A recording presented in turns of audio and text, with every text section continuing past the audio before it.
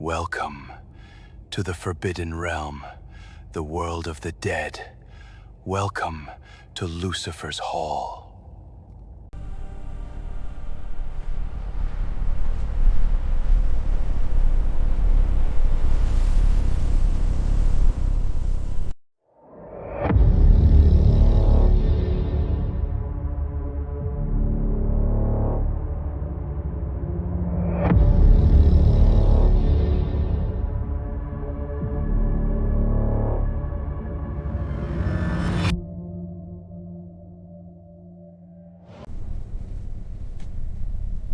Great Lucifer, I must inform you of something important.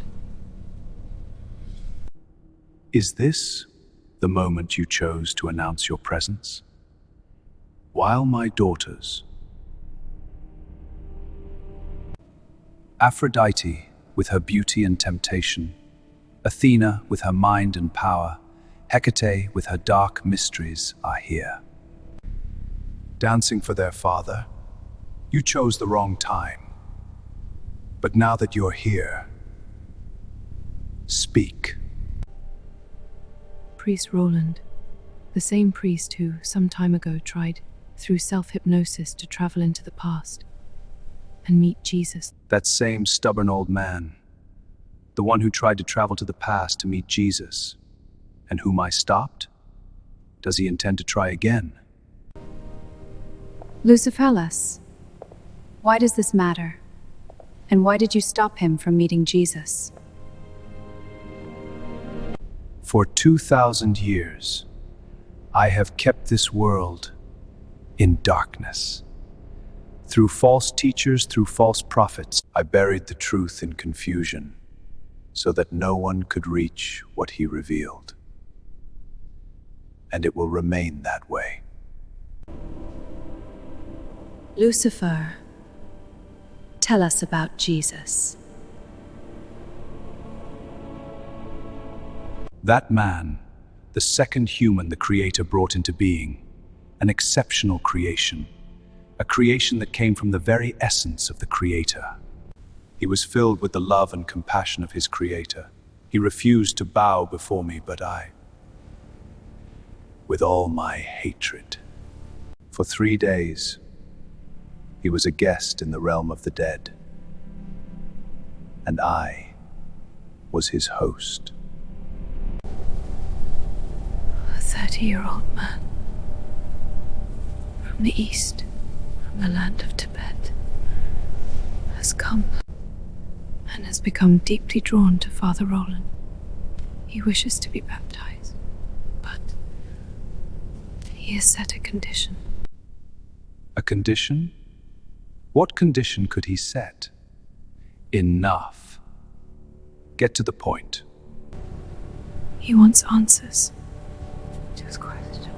He has many questions about the Bible, and he keeps asking Father Roland. This Eastern youth, what questions could he possibly have to think he deserves answers? Tell me.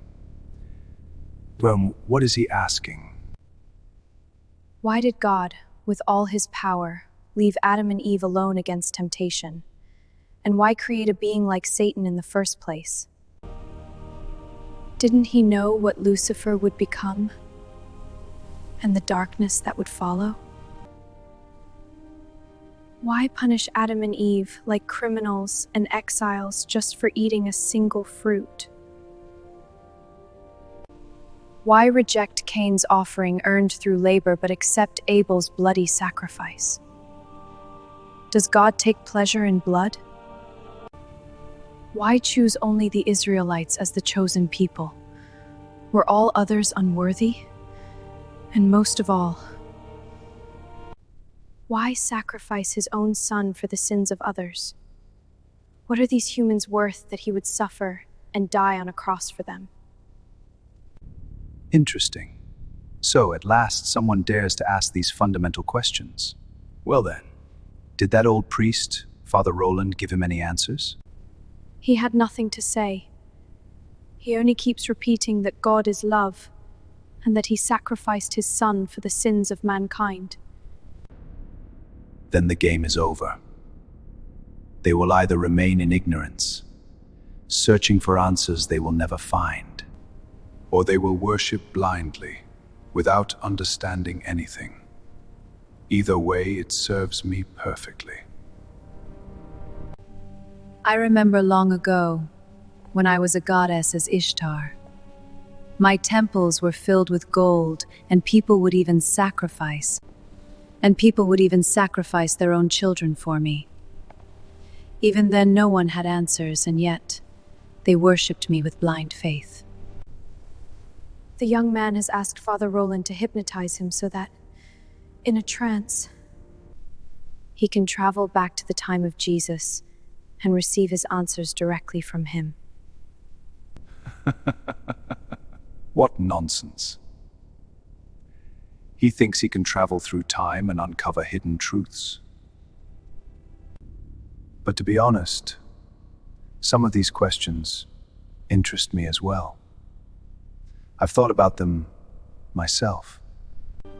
Let him go, Father. Let him travel to the time of Jesus.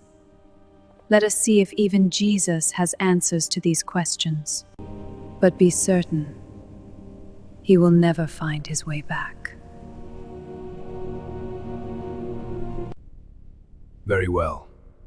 The moment his journey through time begins, dispose of that priest, Roland, so he cannot bring the young man back. I've had enough of that stubborn old man.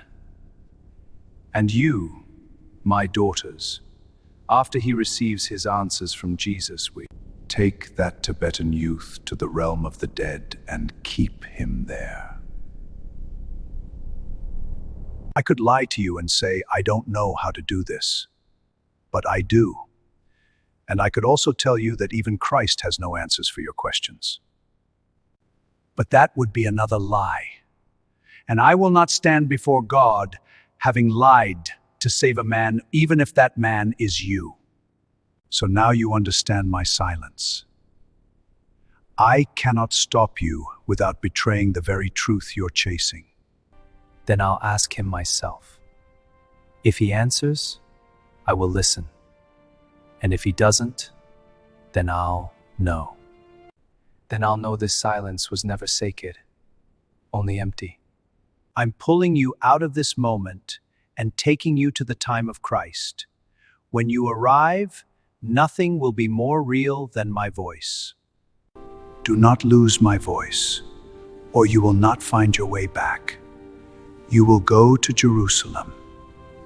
You will find him, not with your eyes, but with what awakens inside you. You will ask your questions, and you will receive the answers directly. In that time, no language will be foreign to you. You will understand every word, every voice.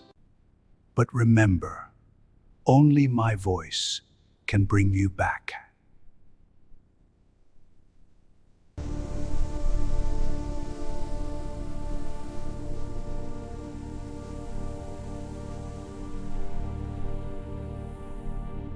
Close your eyes, take a slow breath, and let it go. Again, let everything around you fade. When I say Jerusalem, you leave this moment and your journey begins. Jerusalem. You are there, you find him, you ask, you receive your answers. Only my voice.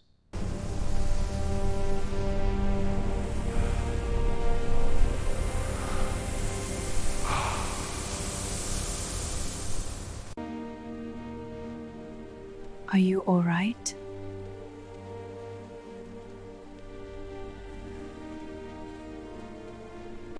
Why do you look so lost?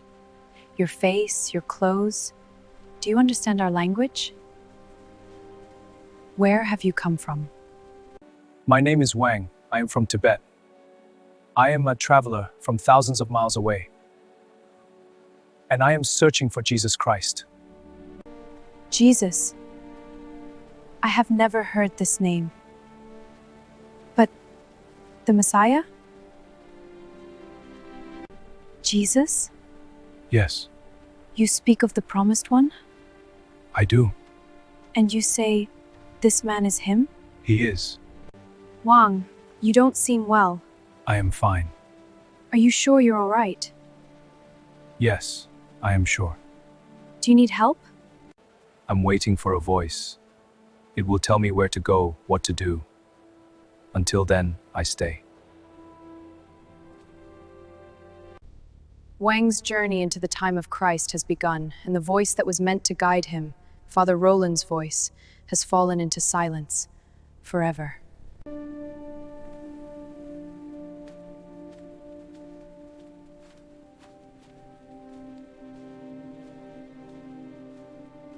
Father, tell us. Had your wrappings allowed this world to fall into your hands? When I was fashioned, the Creator was forging this earthly realm. He laid a singular task upon me, to traverse this expanse and observe it with a watchful eye. The host of heaven found it a maddening riddle. How could mere wandering and silent observation count as service? In time, they grew to believe the Creator held me in infinite favor, bestowing this singular honor upon me alone. They christened me the Almighty's favorite, gifting me the radiant title, Morning Star. They worshipped me, yet even then, the venom of envy began to coil through the silence of the spheres, like a serpent in the dark. I would wander this earthly realm moment by moment, watching with wide-eyed wonder. The Lord's peerless creation left me utterly spellbound. Among all the hosts of heaven, a whisper grew that Lucifer, the Lord's morning star, was worthy of worship as if he were God himself. I reveled in the hidden envy within their hearts, until the day I witnessed a creation so strange, so unprecedented.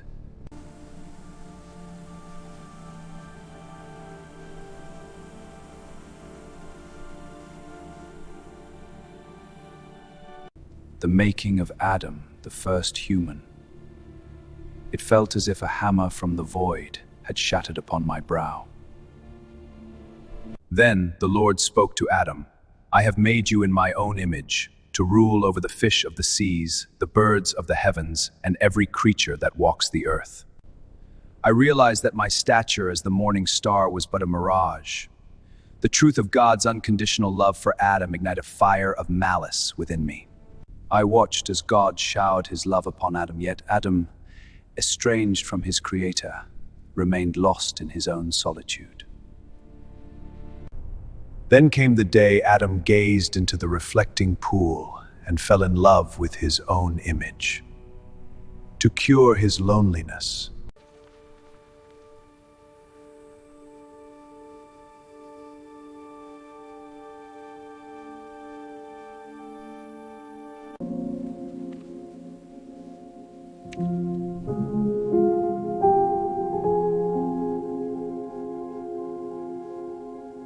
God drew from Adam's own essence to craft Eve, a creature of finer, more delicate form. When Adam awoke and beheld her, he poured the love that belonged to his Creator upon her, turning his gaze away from God forever. We could only watch in astonishment. For even amidst this one-sided love and Adam's faithlessness, the Almighty continued to gaze upon them with boundless tenderness.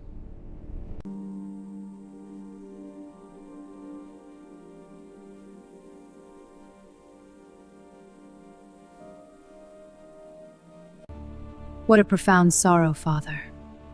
I can feel the Creator's grief, the endless weight of a love that is never returned, that silent suffering.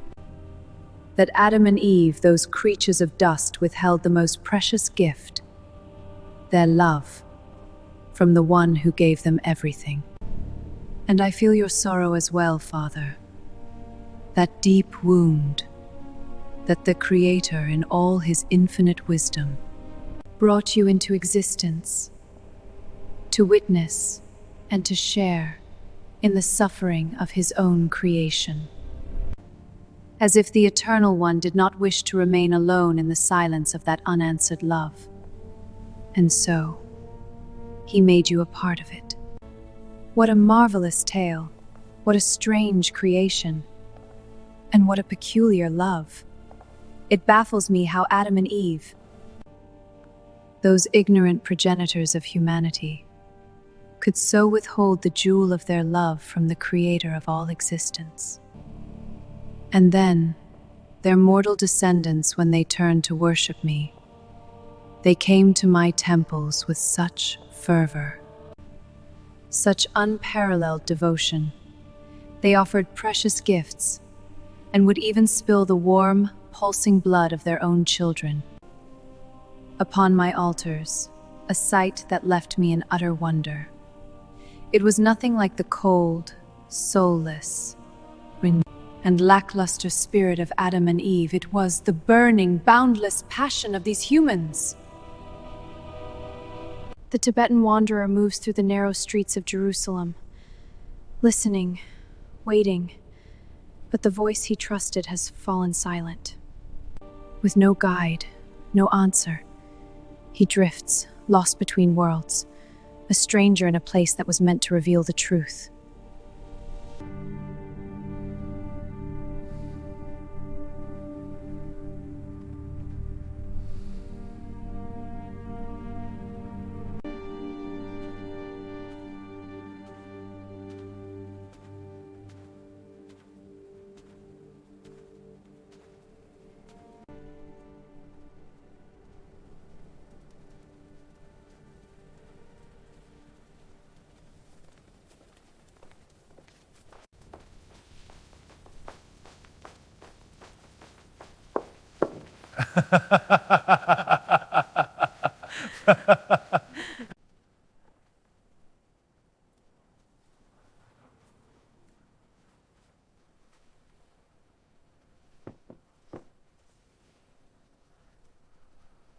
I have no money.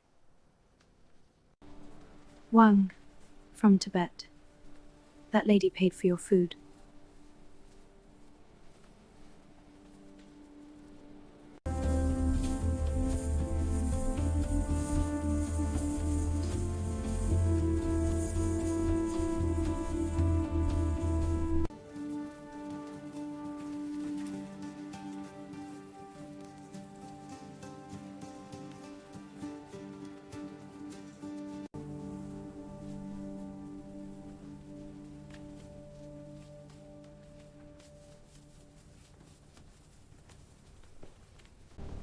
Father, my extraordinary Lord, please continue. Tell us the rest of this mysterious tale.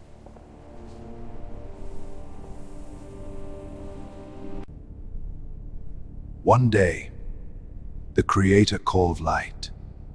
Countless host of angels gather before me, and I, whose duty was to wander the earth, heard his call and came into his presence.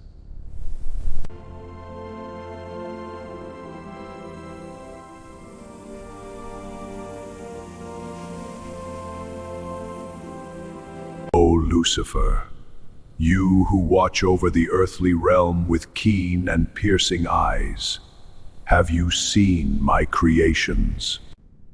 Have you seen Adam and Eve upon that green and fertile earth?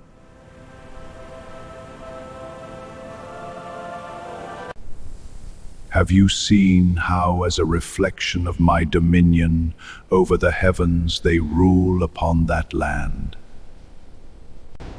And with what manner of reverence and obedience they present themselves before me.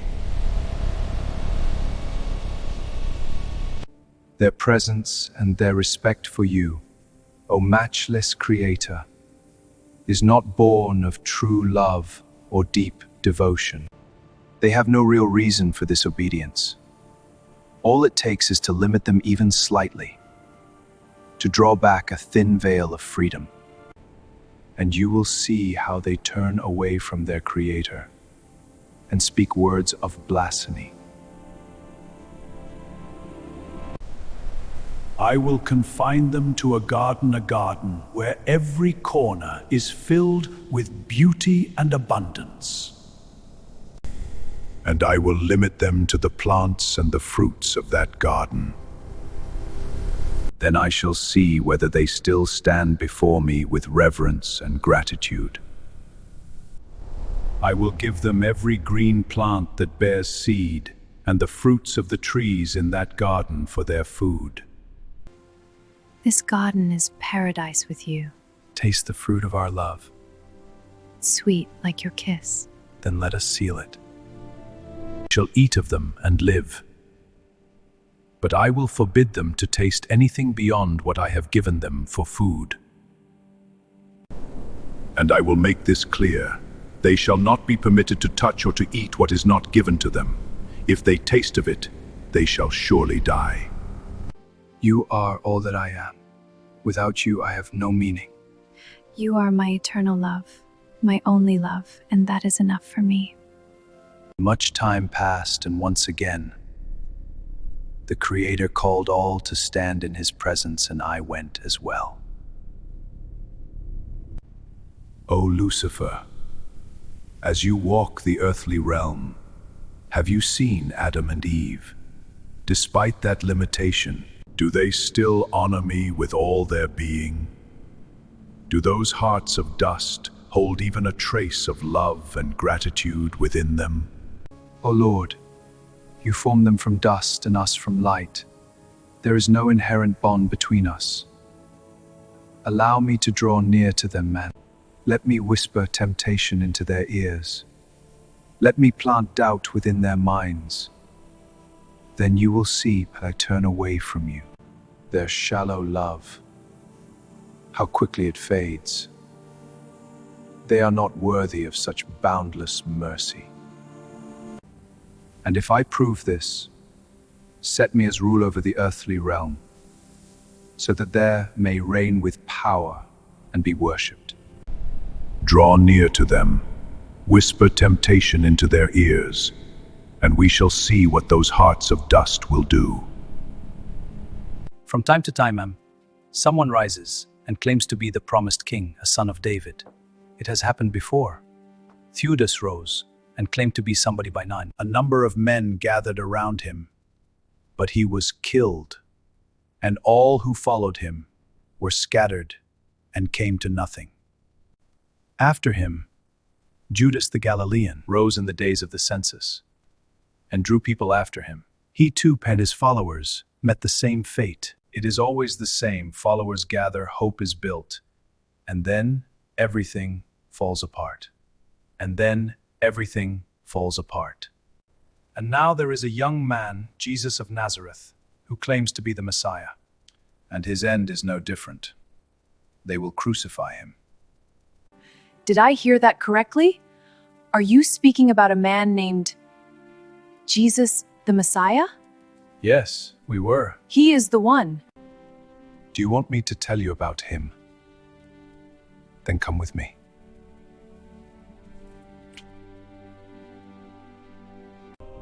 Lucifer, my father, tell me, how did you expose the darkness in their hearts before their Creator?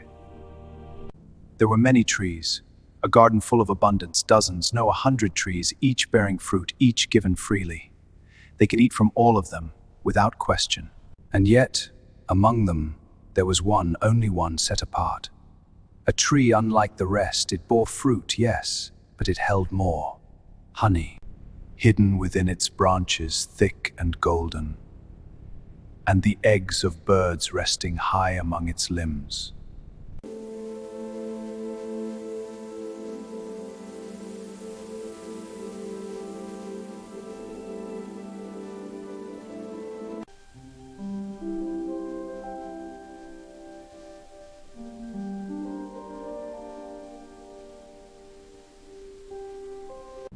A tree that offered more taste, more life, more than the others. And that was the tree they were forbidden to touch. They had everything, every fruit, every tree, every need fulfilled, and still they were told, not this one. Not this tree, not this taste. Not because it was evil, but because it was not theirs.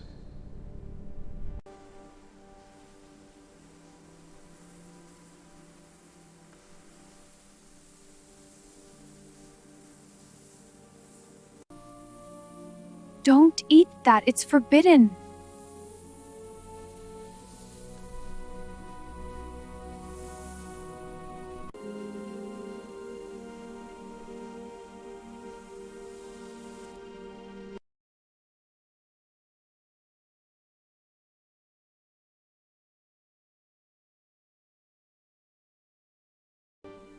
Wake up, Wang, listen to me. I have information about the one you are seeking. They say he is a young carpenter from a place called Nazareth. Tell me, Wang, is this the man you have been searching for? Is he the Messiah? No, it cannot be him. A simple carpenter. Not a king, not a man who could fight the Romans. He did not come to claim a throne, but to reign over hearts. He gives meaning to life, a new beginning, a new way to live. Then that is what I need. Not a throne, not power, but something within me to change, to give my life. A meaning I have never known.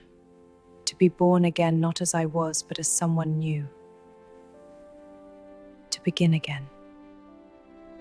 Go back to the place where we first met. Join the caravan and show them the address I will give you. Wang, if you find him, and if he truly is the Messiah, the King of Hearts, come back to me. Tell me. I will spend everything I have to buy the finest perfume, and I will wash his feet with it and dry them with my own hair. If anyone intend, prepare yourselves now! We are moved for not be left behind!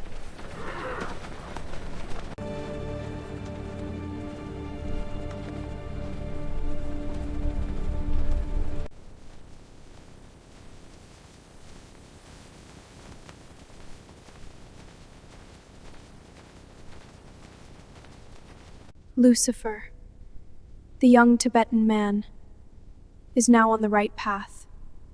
He will reach Jesus at sunset. My father, tell me something. When Eve, the mother of mankind, tasted that honey, crafted from the nectar of 100 sacred flowers, was it innocence? Or was it the beginning of desire? Tell me, what truly awakened inside her? In that fateful moment, I took the form of a serpent, beautiful warrior, my scales gleaming like gold, my eyes promising knowledge. I moved toward the tree, slowly, gracefully, like a flame dancing on wood. My eyes promising knowledge. I moved toward the tree, slowly, gracefully, like a flame dancing on wood. She watched me, Eve, curious. I climbed higher toward a nest hidden among the branches. I consumed one of its eggs. She feared for me, or thought I would die, but I did not. I moved again toward the hive, a treasure of golden sweetness, filled with the scent of 100 flowers. I tasted it, and she saw nothing happened. No punishment, no death, only truth.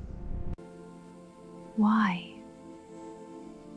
Why should we be denied all of this beauty? So much wonder, so much life that. Did he create all of this only to keep it in pain to our trait? Why should you be denied all this beauty? You taste too listed. I'm pain to Bethia. Death was promised. Why does it not come? Perhaps the fear was never real. Perhaps we were meant to choose. This is nothing like the others. What is this? How is this possible? Why were we denied this? Why was this kept for Rams? This who I feel why. This isn't hunger. C'est juste moi. For the play. Why did you do this, Eve?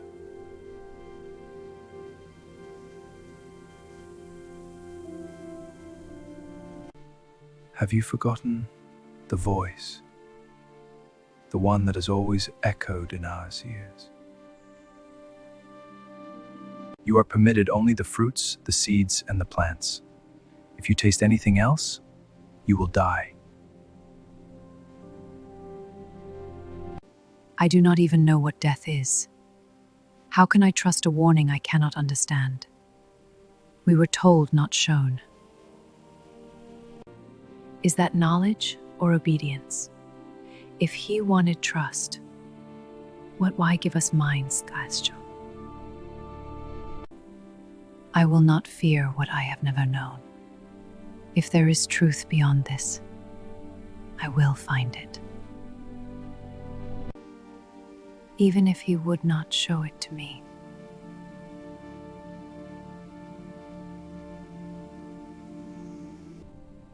There is a storm within me, and I feel only one truth, that sooner or later death will be tasted.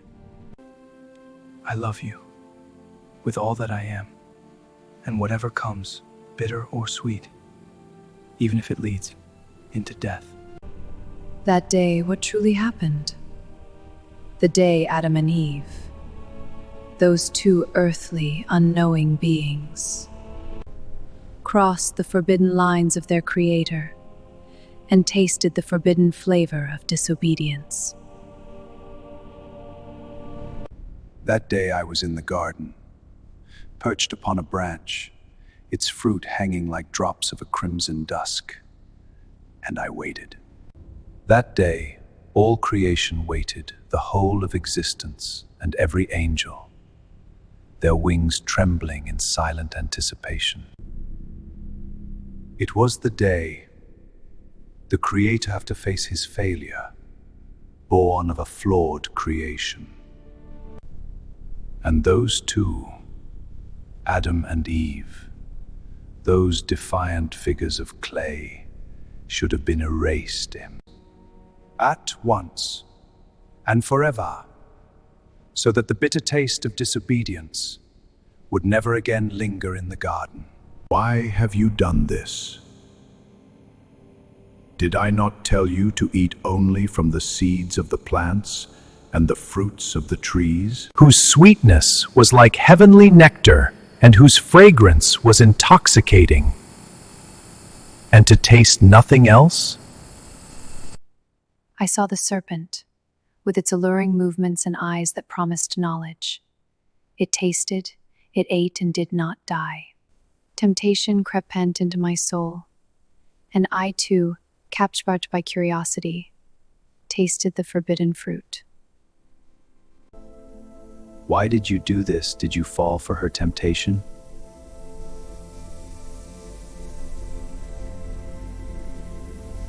No, I made that choice. But the woman you gave me, she led the tide.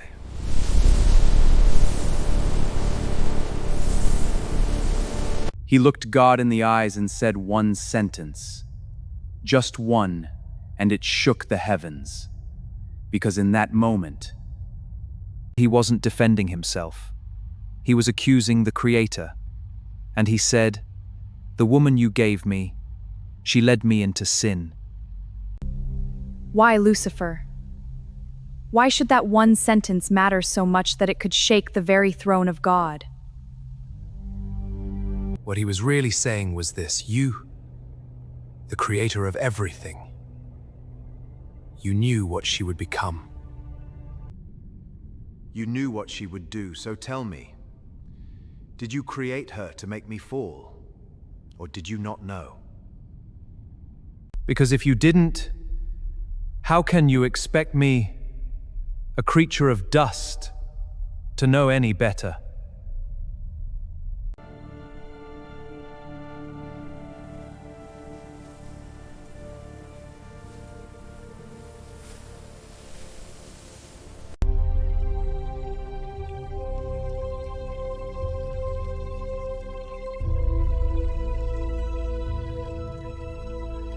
God cursed me and cast me out of heaven. I knew then there was no return. I was exiled to the very world I had asked for.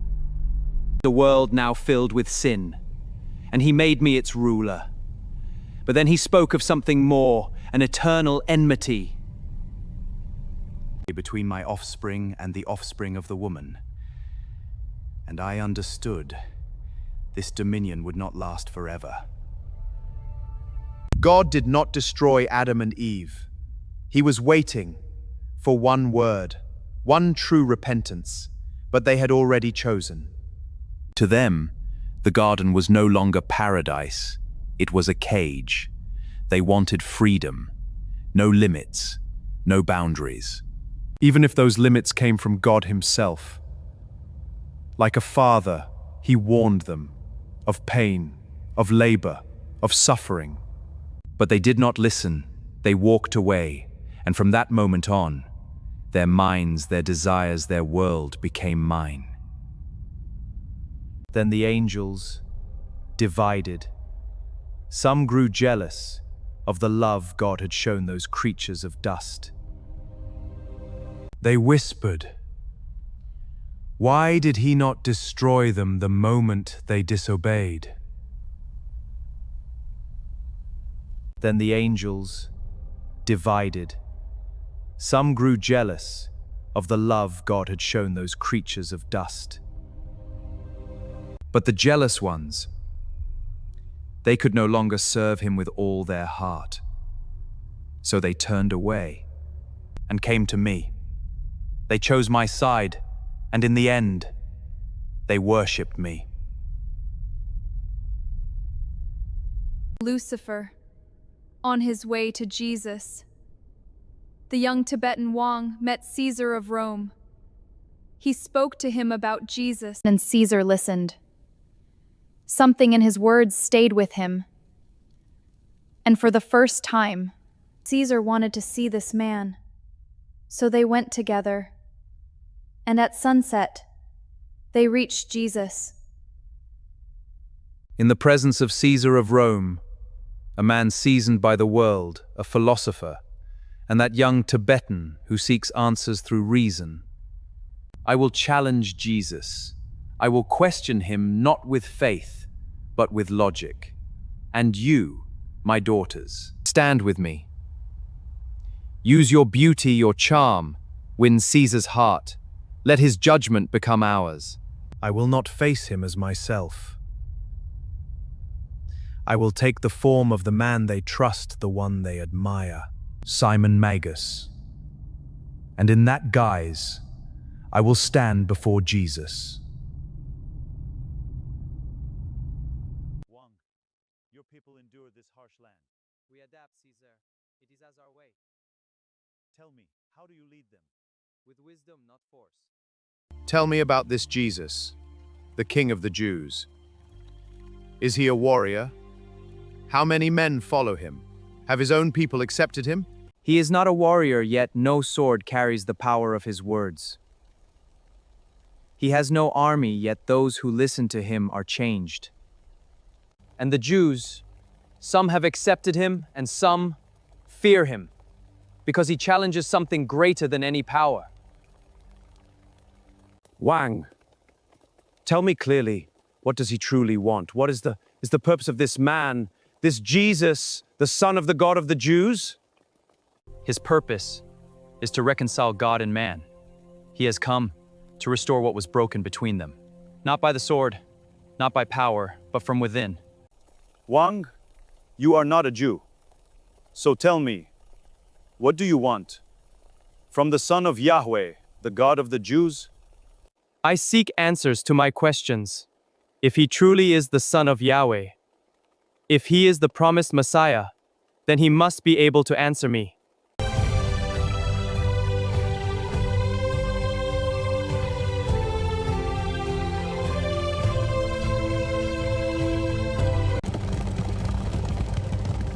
You there!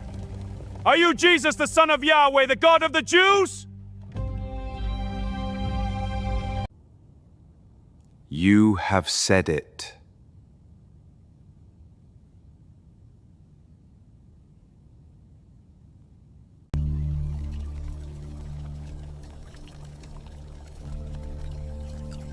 So, it seems the Roman governor in Judea has taught this rebellious people well how to behave before Rome.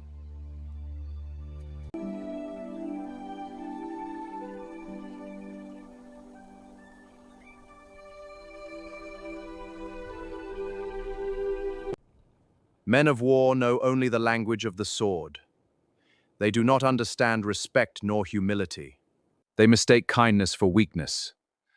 I, Caesar of Rome, offer you my apology.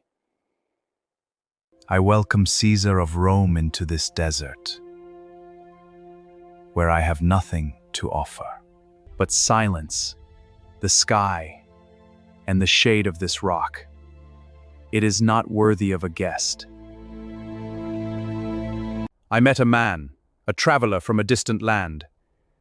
He has crossed great distances, endured much, only to find you. He spoke of you as the promised king. Tell me, what brings a man that far to you? Seek, and ye shall find. Ask, and it shall be given unto you. Knock, and it shall be opened unto you. This man hath sought, and that which he seeketh, he shall find.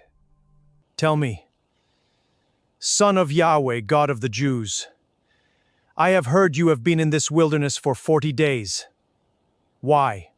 For 40 days I have fasted, and I have worshipped the Lord Yahweh, and in his word, in his will, I have meditated. O Son of the God of the Jews, surely, after 40 days of fasting, thou art hungry. Why dost thou not turn one of these stones into bread, that thou mayest be filled? It is written, Man shall not live by bread alone, but by every word that proceedeth from God. Sayest thou that in these 40 days thou hast not hungered, because thou hast dwelt in worship and in the holy word? O Jesus, Son of the God of the Jews, I ask thy pardon for the rudeness of my commander. He is a man of war. He knoweth only the language of the sword, and understandeth not the things that are holy. Yet I believe I understand what thou hast spoken. Surely, Caesar, wise man of Rome, thou hast read the holy writings of the Jews, and hast pondered them greatly. I would gladly hear what thou understandest. The God of the Jews, Yahweh, hath commanded that for bread, and for all that man requireth, there is but one way, labor and the sweat of the brow. The people of Israel must toil for their bread, even if one be called the Son of God. If thou truly art the Son of God, then prove it. Cast thyself down from this height, and let us see whether the angels shall come to bear thee up, lest thou be harmed. It is written again, Thou shalt not tempt the Lord thy God. The God of the Jews has said, Man was made in his image. And if that be so, then what sets man apart is wisdom.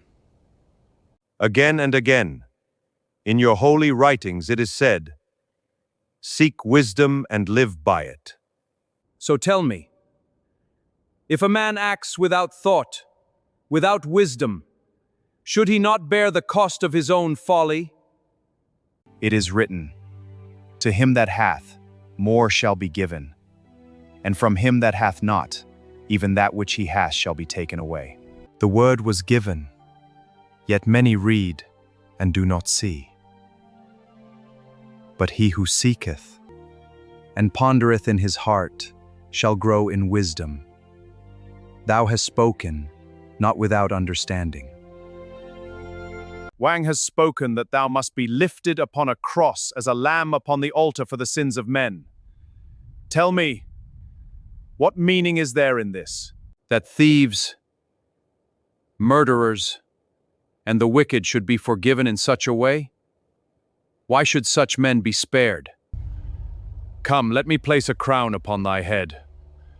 Rule thy people not in suffering but in wisdom. Stand with Rome, and thou shalt have power without the cross.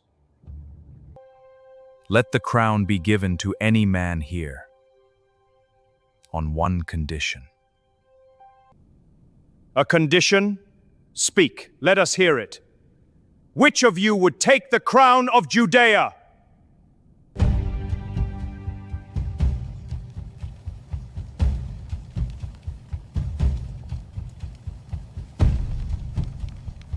Deny thy father. Cast him out of thy life and return to him no more.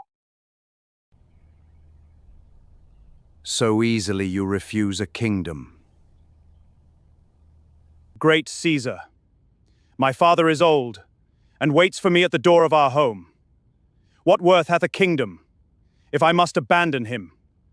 Caesar, how can I turn away from the will of my Father in heaven, for the sake of a kingdom in a world that passeth away?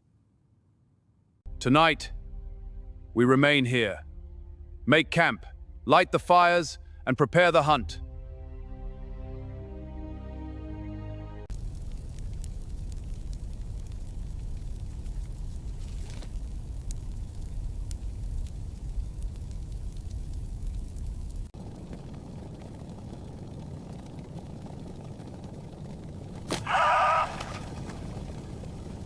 Wang, before thou askest thy questions, I would hear what Caesar thinketh of the holy writings of the Jews.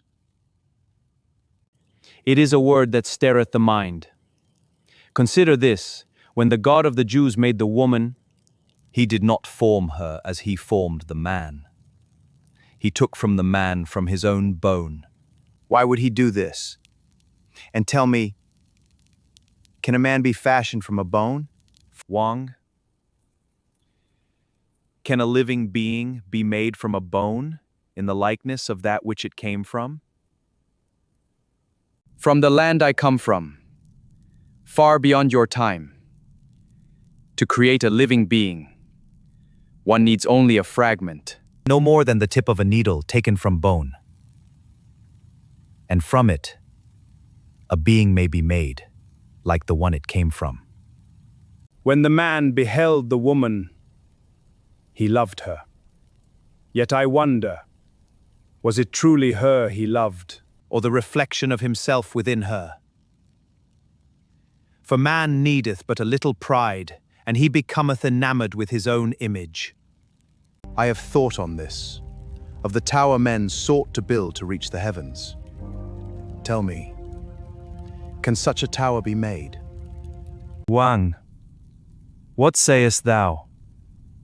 Is such a thing possible? In the land and time from which I come, for more than 100 years, tongues have been made one, and a union has risen among the wise and the learned.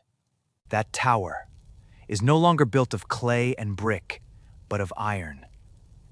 And we have reached the moon. Wang, ask now that which is in thy heart, and let us see whether in the holy writings there be an answer to thy questions. the wise and the scholars of my time say that man did not come into being all at once, but like other living creatures, Came to be gradually over time. And this seemeth to differ from what is written in the Holy Scriptures. Wang, in the holy writings, there are 3 signs that affirm the words of your scholars. The man and the woman were naked, and they felt no shame. What doth this mean? That in the beginning they were as other living creatures. Canst thou show me a creature that is ashamed of its nakedness? Second, their food was of plants and fruits. What doth this tell? That in the beginning Like other living beings, they took their sustenance from the earth. And third, When the woman began to think, as it is written, she considered.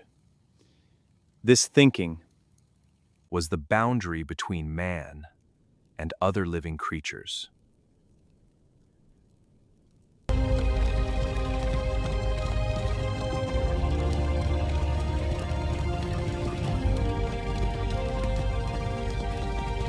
We are travelers who have lost our way.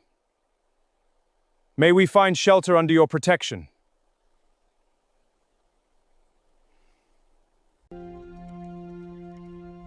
We step forward and bow before you. I am Simon Magus, and these are my sisters. What a strange night this is. First Wang, from a distant land where men have reached the moon. Then the son of the god of the Jews. and now a magician who claims to raise the dead, though by trickery and deceit.